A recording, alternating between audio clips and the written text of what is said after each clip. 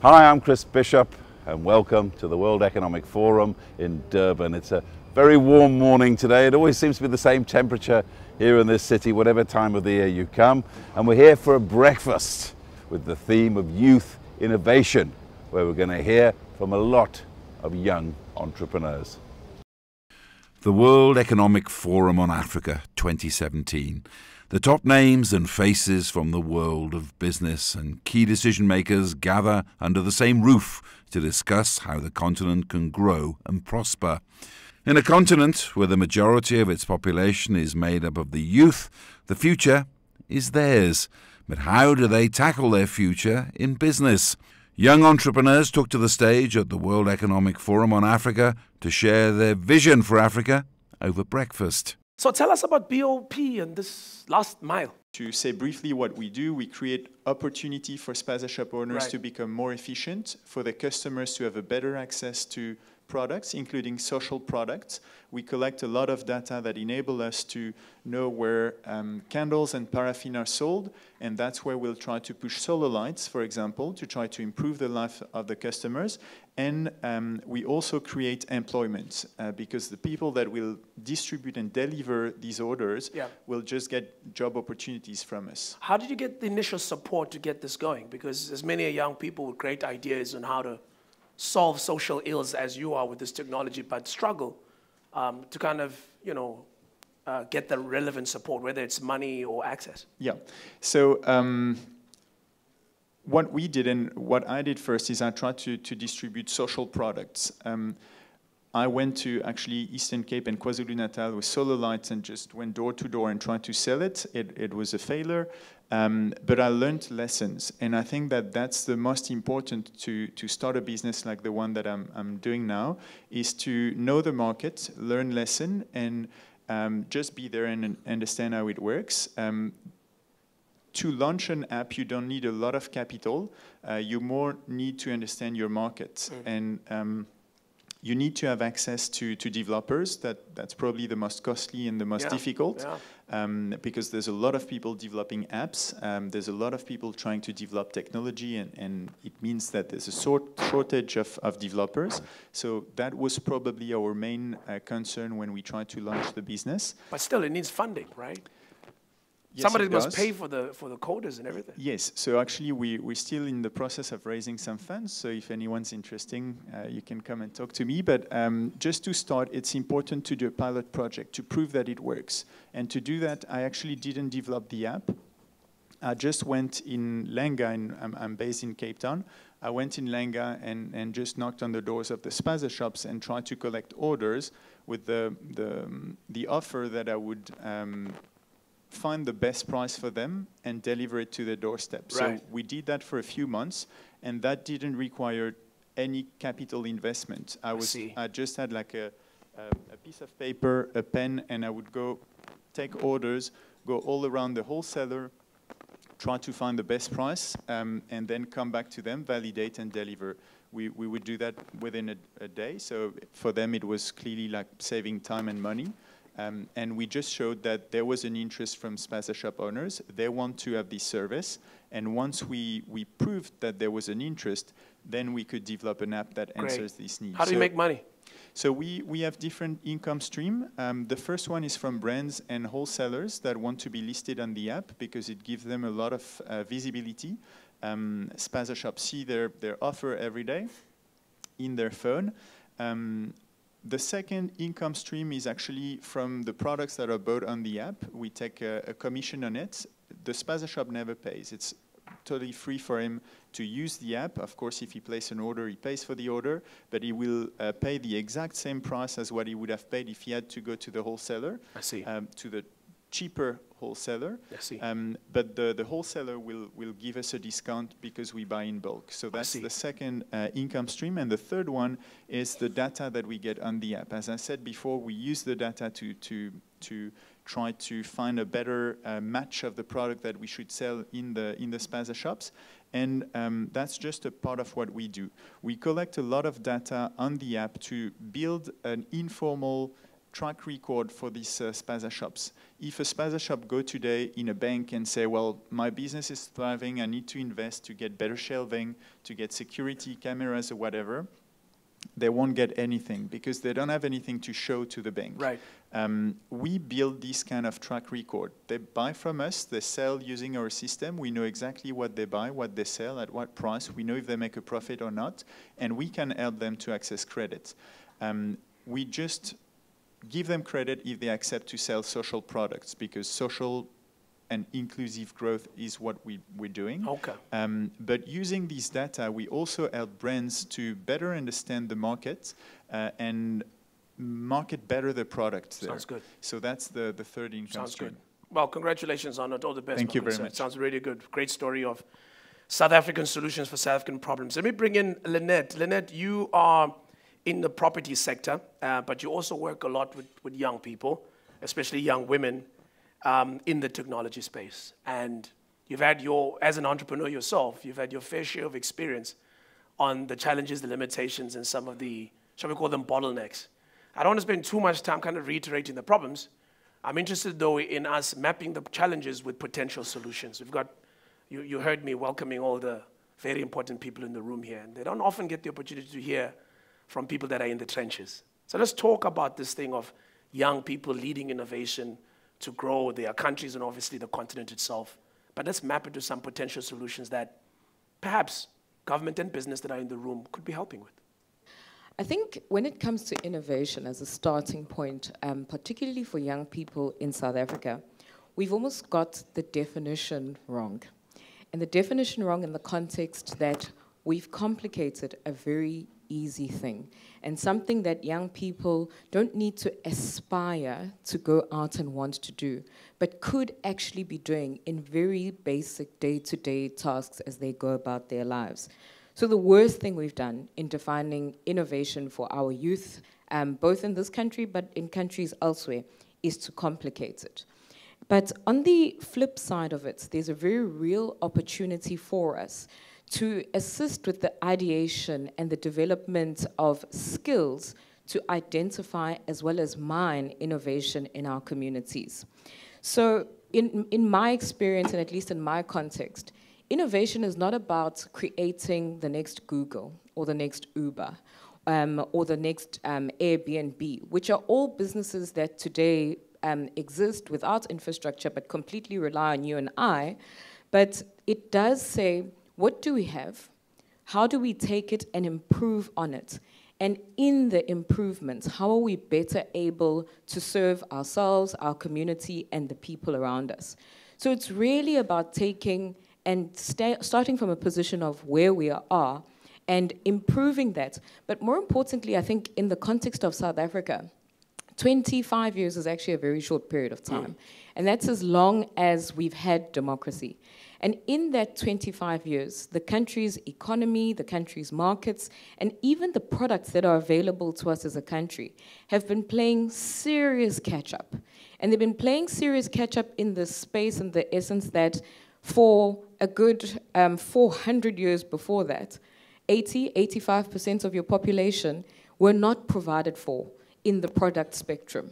So in 25 years, you've now got to suit the needs of 80% of the population, which is a huge growth incentive, and it's also a huge growth imperative for young people to begin to improve their own lives, as well as create these innovative products that are responsive to what we actually need on the continent itself. All right, thanks, Lynette. Thanks for those insights. Much appreciated. We're going to revisit some of the comments that you made when we opened to the floor. So please do jot down your questions and comments to weigh in on some of the conversations and give your own perspectives about this theme of inclusive growth insofar as it specifically relates to the youth. Let me go to the youngest member of this youth team. Hello, Mandisa. Hi. Are you well? I'm okay. It looks like I have to give you a microphone as well. So there you go. You're quite passionate about a couple of things, mostly development, but you're a businesswoman yourself. But you've also been part of the World Economic Forum Global Shapers Program. What are your views on this whole issue of the role of young people in connecting African markets? Firstly, thank you, Andile. Lynette said it spot on. It's being complicated, such a simple model. It's the youth, they're trying to be developed, they're trying to move ahead, It's really simple. Your role as a stakeholder is to try and bridge the gap between the two. So you've been there, you've done it. How do you now rope in the youth, and how do you get them to begin dreaming, to begin thinking, and to fuel their ambition, and direct this at progressing, and direct this at development, and direct this at sharing knowledge with each other, and making sure that we are building relationships as we move forward together. Again, it's something, a very simple term that's been complicated unnecessarily. But I think being a young person myself, the biggest challenge has been the lack of ambition among my peers. So you try and ask yourself, how do I encourage this person to dream? And then you realize it goes beyond being Umandisa sitting next to Andile. Andile is lacking dreams or lacking ambition, but also it goes back to Andile's background and Andile's environments. So it goes back to his family and the people constantly around you, constantly encouraging you, constantly encouraging an environment of development, an environment of progression, and being aggressive about development, being aggressive about progression, and wanting to see us move forward as a nation, as a generation, and of course as a continent and the globe at large. Okay, let me bring in a man with some experience on the continent, particularly as it leads to the digital world. He's responsible for digital distribution. And I was teasing him last night, are you telling me you're selling policies on email? He says, no, Andile, it's a little bit more complicated than that. So how complicated is it? Thanks, Andile, and good morning. So many people tend to see organizations like Old Mutual as a company that sells policies. But the reality is that that doesn't even occupy 30% of my time. So a point in case is that in Kenya, we have looked at the market, the healthcare market, and we said, what are some of the challenges that the poorest of the poor in Kenya are experiencing?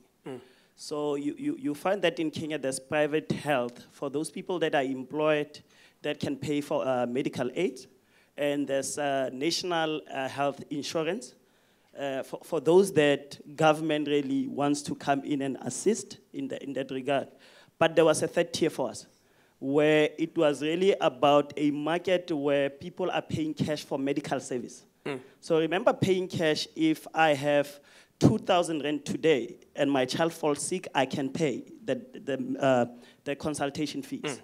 But if I don't have money and the child falls sick, I need to go and loan money from someone else. Yes, because the child is still sick. Yeah. And many times those loans, they come at an interest rate of 25, 30%. Wow. Which takes the poor and plunge them deeper into poverty. So what we designed is what we call mobile health, with an international NPO called CarePay, where we took M-Pesa in Kenya, and we created what we call Mtibat of M-Pesa, where if you put in 100 Kenyan shilling, CarePay gives you a bonus of 20 Kenyan shilling.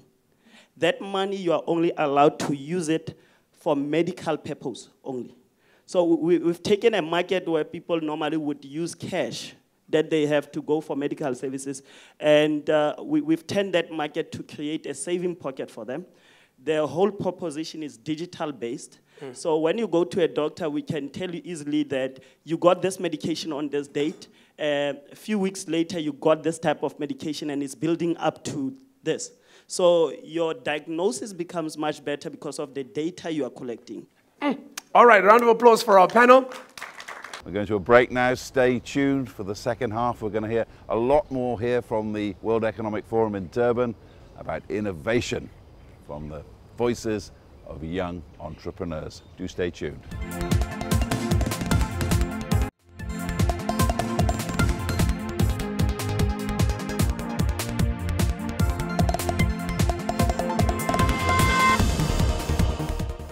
Welcome back. We're here at the World Economic Forum in Durban. We're here for a breakfast to discuss youth innovation, where we've been hearing from a lot of young entrepreneurs. This breakfast saw the who's who of African politics and business. The new South African Minister of Communications spoke out about the freedom of the press. It's a beautiful country. It's not so difficult a country to sell, regardless of the political problems that we have. And I think you find countries where there are worse political problems than we have in South Africa. But it's a beautiful country to sell. It has a beautiful story. It's a country that has endless opportunities, and it is abound with talent. Yeah. I think it's a maturation of our democracy, for one. It's an indication that our citizens are involved in the politics of the country, but also involved in the socio-economic development of our country. So for me, there is nothing peculiar. It is something that we were supposed to have seen coming in the first instance. So we've seen this happening all over the world. You see it happening almost every day in the United States. You see it happening in France. You see it happening in the UK. So South Africa is no different really from a lot of these countries, developed, by the way, and also developing countries. Well, it's the development of the media in general, both print and digital media. For me, that's very important. Looking, amongst other things, at data issues, the data costs, the rollout of connectivity for our people. It becomes a responsibility that I would want to take on, but the authority falls within a different department. So if I can be able to work with the Minister for Telecommunications to ensure that the data costs are brought down, bring in innovative solutions to that, I think I would have achieved my mission. But also bringing in an informative sector of government, including the SABC and all other radio stations that we work with that are community radio stations. If we have those as the primary information channels for our people, both for entertainment but also for information and news, I think I would have done a great job. But also projecting my country, because Brands SA falls under me, the SABC, the MDDA, so quite a few bodies whose responsibility it is to sell the country as a business destination, as a tourist destination, really falls under me. And if I would have done that and brought in more good voices who would speak on South Africa and its huge potentials and opportunities, then I would have done a great job. I'm not sure what we can do, but certainly for my side, I'm looking at a program to help government communicators. They can find jobs later in life, but if I would have given them that type of grounding, the type of skill that is required for them to fly out of government and work in industry, I would have done a great job. But I'd also want to see older journalists like you mentoring a few of the younger ones. Because I must say, the quality of journalism today is different from the quality of journalism in the Alistair Sparks time, in the Max Dupree, in John Kwelane time. Honestly, it's a far cry from what we have seen in the past. South Africa's recently appointed Deputy Finance Minister, Sifiso Buthelezi, shared his thoughts on youth innovation. I'm very much inspired about the issues that the young people are raising. Obviously, most of the challenges that we are having as a country and as a continent, the people who get the brunt of it are the young people. Things like unemployment, they are the most hit. If I were to take South Africa as an example, while we have got an average of about 27% unemployment rate in South Africa, but when it comes to young people, that number rises to around 40%. Right? You can also hear about the high dropout rate, right? Again, it affects them. The lack of skills and therefore them being unemployable is something that they also touched on. But what inspired me about them raising these issues is that they're also having solutions, they're providing solutions. For instance, they're saying it may be impossible to rely on brick and mortar to try and educate more of our young people. We need to see how we use technology to try and solve that problem, e-learning. And I think I'm sold on that one, because with the best of intentions, I don't think as governments will be able to build so many universities with all the needs that we have and the challenges that we have. But I think it can be easier for us to say you are able to use the best lecturers, the best professors. It's not that they only come up with problems. They're also providing solutions in the process. For instance, when they say, let's go to e-learning to try and enrich as many people as possible.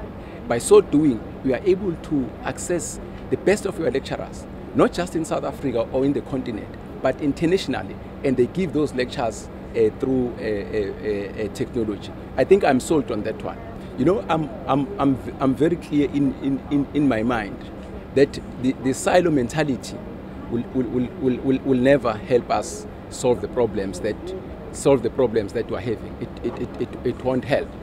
If government does its own thing this side, the private sector does its own thing, and the civil society, the catchword will be collaboration, right? For instance, the type of education that we must give to our young people, it must be relevant education, right? So how are we going to know that is the relevant education to the economy? It's because private sector is going to tell us that these are the skills that we need. But they should not end just by telling us. One young person says there, we should also invite these CEOs, these CFOs, these CIOs to come and give lectures at the universities so that they are able to tell us as students about the challenges that they are having and what they want to do. I think for me that's very important.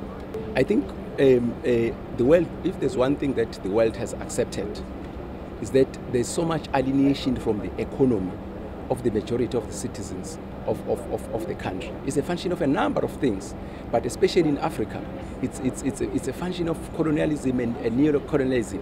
If you get closer home, apartheid did a lot of damage. I was saying to the young people that the cost of colonialism and apartheid is still not known, which is important. We're still feeling it even today, right? So what I would like us to come up with here is that actionable steps that we should take, all of us, government, private sector, civil society, academia, and all of us, to try and solve that problem. How do we give what I call economic citizenship back to our people? I think that's very important because a lot of them feel very much alienated, feel very much marginalized. They don't have any hope about what's. So we must also be able to give hope to our young people. The CEO of Brand South Africa was also part of the delegates here and believes in his country. Well, there's never a dull moment in terms of projecting the country. People ever say that publicity is publicity. It doesn't matter it's good or bad. But we at Brand South Africa, our responsibility is to project what works in the country. And there are many things that work in this country that we can sell and showcase and really build the reputation of the Republic. So there are so many things that we can do. Actually, a lot of people are quite interested in our infrastructure. You don't find a lot of discussions around our shortcomings. The discussions are around our strength. And I think we are focusing on projecting what works in the country. We don't have time to deal with the negativity. We do have within our internal systems here in the country. How do we manage things that are negative, are projecting the country in a negative manner, and how do we address those issues? So that discussion is taking place internally. But when we go out, I think there's an understanding between ourselves, our other stakeholders, which is government and business, that we need to project the best that the country can offer. And we're unanimous with business, civil society, and everybody when it comes to that. I think in the immediate future, we need to address the findings by rating agencies. Those are our top on our agenda.